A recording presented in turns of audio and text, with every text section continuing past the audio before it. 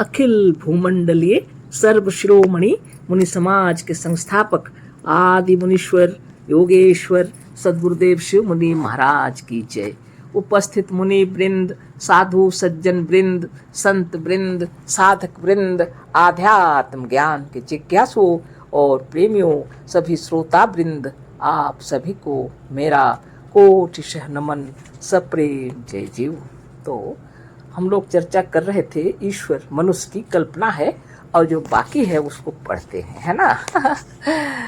तो सब मनुष्य की महिमा के अंदर है। किताब जो लिखे हैं गुरुदेव, मनुष्य की महिमा ईश्वर की नहीं, और उसी के अंतर्गत में शीर्षक दिए हैं ईश्वर मनुष्य की कल्पना है। अच्छी तरह समझा देना चाहते हैं सद्गुरुदेव कि मनुष्य की कल्पना ही ईश्वर है ना। मनुष्य यदि कल्पना नहीं करते तो ईश्वर को कौन जानता। आगे लिखे हैं, उसको पढ़ते हैं हम लोग। मनुष्य जानता है कि वह ईश्वर है, वह मूर्ति नहीं जानती है कि हम ईश्वर हैं। इससे पहले से थोड़ा पढ़ लेते हैं तो अच्छा रहेगा। जितने मंदिर हैं उनमें जो ईश्वर की मूर्तियां हैं, ईश्वर की बनाई हुई नहीं है, मनुष्य की बनाई हुई हैं। मनुष्य ने उन्हें गढ़ा है, उन्हें चिकना किया है, उनमें जो रूप दिया है और उनकी प्राण प्रतिष्ठा कराई है और उन्हें माना है। यहाँ तक पढ़े थे, है ना। तो सभी को मालूम है मंदिर में जितनी भी मूर्तियां हैं सब मनुष्य की बनाई हुई हैं, मनुष्य की गढ़ी हुई हैं। मनुष्य ने को बहुत सुंदर भी बनाया है, चिकना भी किया है, फिर प्राण प्रतिष्ठा करके उसको स्थापित किया। इसी के आगे लिखते हैं गुरुदेव, जो अभी अभी पढ़े थे। मनुष्य जानता है कि वह ईश्वर है, वह मूर्ति नहीं जानती है कि हम ईश्वर हैं। यह मनुष्य जानता है उस मूर्ति को, यह ईश्वर है। उस मूर्ति के अंदर ऐसा कोई ज्ञान है ही नहीं, हम ईश्वर हैं, वह मूर्ति को पता ही नहीं। यानी मनुष्य के मानने से काठ पत्थर सब ईश्वर बन गए, है ना। चाहे मिट्टी की मूर्ति हो, चाहे सोने चांदी की मूर्ति हो, चाहे हीरे मोती जड़े हो, इससे क्या, उसमें प्राण तो है ही नहीं। लेकिन मनुष्य जानता है कि यह ईश्वर है और उसको सजाया है, सुंदर बनाया है, चिकना किया है, खूबसूरत बनाया है, मंदिर बनाया है सुंदर, और वहाँ स्थापित किया, प्राण प्रतिष्ठित किया, सब कुछ किया मनुष्य ने। खूब सोच लीजिए, सद्गुरुदेव जो बतला रहे हैं हम लोग के अंतःकरण पर, हमारे हृदय में हम लोग अपने आप को भूल करके ईश्वर को सर्वश्रेष्ठ मान करके और उसके पीछे दीवाने होकर के रहते हैं हम लोग, है ना। अपने आप को भी समाप्त कर देते हैं पूरी तरह, और लोगों से लड़ते झगड़ते भी हैं इसी मूर्ति, इसी पूजा पाठ को लेकर के, इसी धर्म को लेकर के। इसलिए मस्तिष्क के अंदर से इन वृत्तियों को हटा देना चाहते हैं गुरुदेव, जिसको लेकर के युद्ध छिड़ा हुआ है ना। सबसे बड़ी संस्था है मुनि समाज, जो अखिल भूमंडल में शांति स्थापित करना चाहती है ना, बिना युद्ध किए, केवल ज्ञान के द्वारा, है ना। ज्ञान होते ही युद्ध समाप्त हो जाएगा। अज्ञान में सारे झगड़े हैं, धर्म भेद, नीति भेद, जात भेद, सब भेद जितने भेद सब हैं अज्ञान के कारण, है ना। और सारी बातें यहीं से आरंभ होती हैं जहाँ से ईश्वर की बातें होती हैं, है ना। मंदिर, मस्जिद, गिरजा, गुरुद्वारा, जितने सारे प्रकार के ये जो बने हुए हैं, है ना, मठ भी बने हुए हैं तरह तरह के, कोई जैन, कोई धर्म, कोई बौद्ध, कोई तरह तरह की बातें, है ना। ये सब के अंदर में भेदभाव निश्चित रूप से है, जो अपने आत्मा को, अपने आत्मा की महिमा को नहीं जानते, है ना। इसीलिए गुरुदेव को लेखनी उठानी पड़ी है, बहुत बड़ी बात। तो आप भी विचार कर लीजिए, उस मूर्ति को पता ही नहीं है कि हम ईश्वर हैं, लेकिन मनुष्य साष्टांग दंडवत कर रहे हैं, है ना। कितने लोग, जैन धर्मी भी साधारण नहीं है, वो भी अपने जैन जी का जो मूर्ति बनी हुई है उसको चंदन से नहलाते हैं, दूध से नहलाते हैं, कितनी तरह से, बताइए। उस पत्थर को क्या पता, वो पत्थर से रचना रची हुई है, बनाया गढ़ा गया है ना। जितने जगह में ऐसी ही बातें हैं। शिवलिंग ले इतने दूध डाले जाते हैं, बताइए किसको पता है। शिव कौन है? कल्याण करने वाला जो कोई है, वह स्त्रीलिंग या पुल्लिंग जो कोई है वही शिव है। उसको दूध पिलाओ, पानी पिलाओ, श्रद्धा करो, है ना। क्या कहते हैं, ये तो सनातन धर्म करते हैं मूर्ति पूजा। अरे भाई, सच्ची मूर्ति तो सामने खड़ी है, माँ बाप, भाई बहन, बाल बच्चे, परिवार, अड़ोसी पड़ोसी, मित्र, बंधु बांधव, सखा, सब शिव की ही तो मूर्ति हैं। कल्याण करने वाले नर और नारी जितने, इनकी प्रतिष्ठा करनी चाहिए। वह है सनातन धर्म। पर इसको कौन करता है प्रतिष्ठा? इसको तो जात भेद, धर्म भेद, ऊंच नीच के अंदर में हत्या, चोरी, डकैती सब चल रहा। बताइए, इसीलिए गुरुदेव को लेखनी उठानी पड़ी। मनुष्य की महिमा, अपने आप को समझो, तुम हो कौन? तुमने ईश्वर को बनाया है, तरह तरह के ईश्वरों की रचना कर डाले।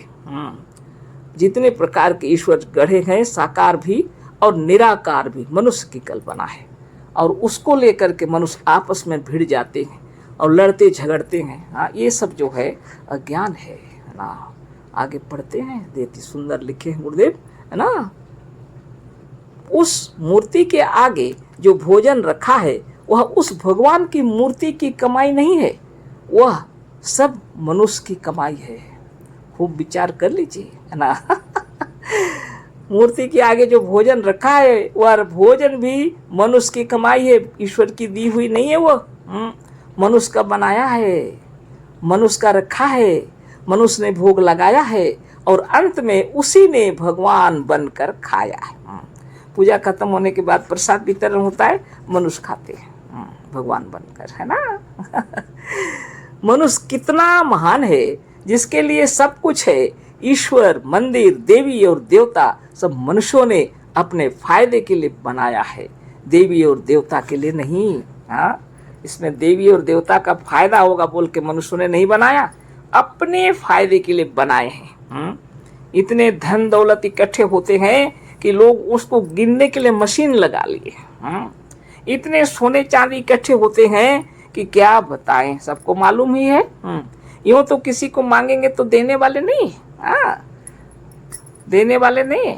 लेकिन मंदिर में आप अगर कुछ बनाए हैं अपना, जरा सा शुरू कर देंगे तो पैसे आएंगे बहुत, है ना। रुपए कमाने के तरीके हैं ये सब, है ना। लेकिन ऐसे धंधे मुनि लोग नहीं करते।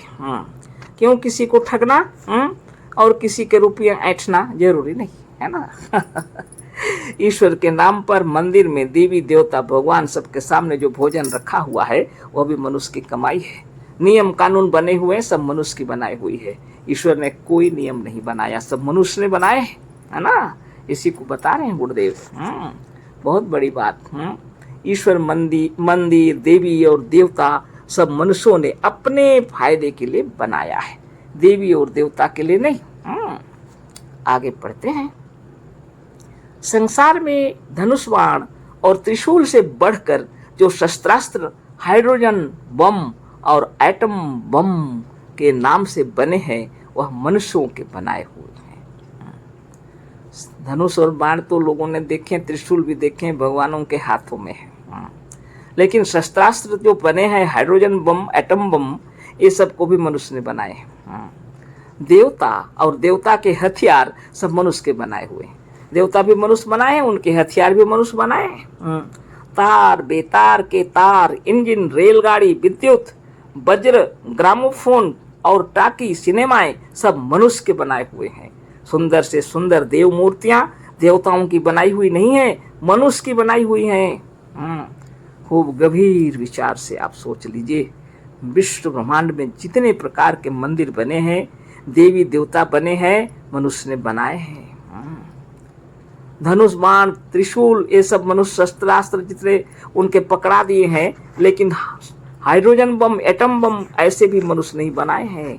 देवताओं के नाम और उनके हथियारों के नाम सब मनुष्य के बनाए हुए हैं। इतना ही नहीं, तार बेतार के तार, इंजन, रेलगाड़ी, विद्युत, वज्र, ग्रामोफोन और टाकी, सिनेमाएं सब मनुष्य के बनाए हुए हैं। सुंदर से सुंदर देव मूर्तियां देवताओं की बनाई हुई नहीं है, मनुष्य की बनाई हुई हैं। तो सब साधारण सी बात नहीं है, असाधारण बात है। लेकिन रोज देखते हुए भी मनुष्य को समझ में नहीं आता है। लेकिन गुरुदेव बतला रहे हैं तो विचार करके देखिए, अच्छी तरह सोचिए, क्या सचमुच में ये पत्थरों की पूजा करके मनुष्य महान बना है या परिश्रम करके बना है?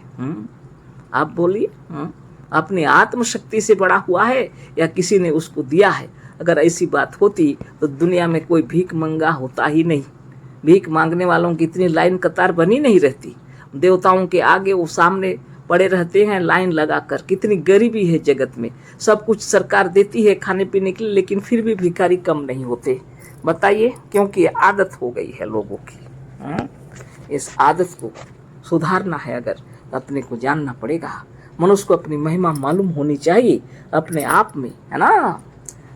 तो इस तरह की बातें हैं। गुरुदेव की कृपा से आगे पढ़ते हैं। देवताओं की सजावट के कपड़े और जेवर देवताओं के बनाए नहीं, मनुष्य के बनाए हुए हैं। देवताओं की जो सजावट की गई है, किस मूर्ति को कैसा सजाना चाहिए, ये देवताओं की सोची सुझाई नहीं है, मनुष्य ने बनाए हैं। किस देवता का रूप कैसा सुंदर या भयंकर होना चाहिए, यह मनुष्य की कल्पना है। कौन से सुंदर देवता कैसे होंगे और कौन भयंकर होंगे, यह मनुष्य की कल्पना है।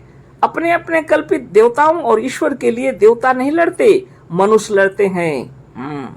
अपने अपने कल्पित देवताओं और ईश्वरों को मनुष्य ने बनाया है। वो देवता आपस में नहीं लड़ते, ईश्वर भी आपस में नहीं लड़ते, लेकिन मनुष्य उसके लिए खुद लड़ता है। ईश्वर या देवता अपना अस्तित्व प्रमाणित करने के लिए कभी नहीं लड़ते, उनके लिए मनुष्य लड़ते हैं, है ना। ईश्वर और देवता अपने अस्तित्व को प्रमाणित करने के लिए कभी भी नहीं लड़ते हैं, उनके लिए मनुष्य लड़ते हैं। वह है और है मानो, नहीं तो काट के फेंक देंगे, दुनिया भर की बातें, है ना, काट भी देते हैं। ईश्वर को सिद्ध करने के लिए कोई ईश्वर ने पुस्तक या लेख नहीं लिखा। मनुष्यों ने ईश्वर को सिद्ध करने के लिए बड़े बड़े लेख लिखे और बड़ी बड़ी पुस्तकें लिखी। अच्छी तरह जान लीजिए, ईश्वर को सिद्ध करने के लिए कोई ईश्वर ने पुस्तक या लेख नहीं लिखा, मनुष्यों ने ही लिखा है ना। मनुष्यों ने ईश्वर को सिद्ध करने के लिए बड़े बड़े लेख लिखे और बड़ी बड़ी पुस्तकें लिखी। अपने अपने ईश्वर की प्रतिष्ठा रखने के लिए बहुत ही परिश्रम करके अपनी बुद्धि के अनुसार अच्छा से अच्छा पुस्तक वेद आदि को, यानी वेद आदि लिखा है ईश्वर के नाम से, मनुष्यों ने बनाया। उसमें अपना नाम भी नहीं लिखा, ईश्वर का नाम लिख दिया। बहुत बड़ी बात है ना। ईश्वर को सिद्ध करने के लिए, ईश्वर के अस्तित्व को बताने के लिए तरह तरह के परिश्रम किए हैं। किसने? मनुष्य ने। और वेद आदि पुस्तक की रचना भी किए और उसमें वो अपना नाम भी नहीं लिखा, लिख दिया ईश्वर ने बनाया। आगे पढ़ते हैं। बनाया मनुष्यों ने, पर अपना नाम ने ना दे करके अपने ईश्वर का नाम दिया, है ना। बनाया मनुष्य ने, लेकिन अपना नाम नहीं दिया, ईश्वर का नाम दिया। मनुष्य की महिमा और त्याग अपार है। मनुष्य की महिमा और त्याग अपार है। वह बहुत ही महान है, इतना महान है कि स्वयं अपने को पापी कहा, पर अपने बनाए हुए ईश्वर को क्या कह दिया? निष्पाप कहा। अपने बनाए ईश्वर को निष्पाप कहा, है ना। अब इस पैराग्राफ को पढ़ देते हैं। यह तो समय हो गया, सिर्फ पढ़ देते हैं ना, ये तो बहुत समझ में आ गया। निष्पाप कहा, स्वयं मर जाएगा पर अपने ईश्वर की मूर्ति को तोड़ने नहीं देगा। उसको कुछ कहो तो वह सह लेगा, पर अपने ईश्वर के विरुद्ध बोलने न देगा। मनुष्य तो कितना महान है, यह कहा नहीं जा सकता। इन सब बातों पर विचार करके अब आप ही सोचें कि ईश्वर बड़ा है या मनुष्य। मनुष्य जाति बड़ी है, मनुष्य बड़ा है। देखो, वह मनुष्य जिसने ईश्वर के ना होने पर भी अपनी कल्पना से ऐसा ईश्वर बनाकर खड़ा कर दिया है कि आज वह सबसे बड़ा माना जाता है। मनुष्य इतना बड़ा है कि ईश्वर कहीं नहीं है, जिसका पता नहीं, कहीं नहीं, उसे सब जगह रहने वाला सिद्ध कर दिया। मनुष्य का यह मनुष्य जाति कितनी बड़ी है कि अपनी कीर्ति को ऐसा बड़ा बनाया, अपनी कल्पना को ऐसा ऊंचा साबित किया कि आज वह सबसे बड़ा माना जाता है। और जो उसे नहीं मानता उसकी हंसी उड़ाई जाती है और कहा जाता है, यह देखो, यह देखो, ईश्वर को नहीं मानते, यह देखो, वह ईश्वर को नहीं मानते। धन्य है मनुष्य और उसकी कारीगरी तथा उसकी कल्पना, है ना। मनुष्य तो धन्य है। तो बहुत बड़ी बात है ना। सरल भाषा में सद्गुरुदेव बता रहे हैं, हम लोग के मनोमस्तिष्क को झंकृत करके बता रहे हैं कि हम लोग स्वयं को नहीं जानते, इसलिए खुद को जानने के लिए नित्य योगाभ्यास करना होगा, है ना। अशेष धन्यवाद, कोटिशः नमन, सप्रेम जय जीव। सदगुरुदेव शिव मुनि महाराज की जय।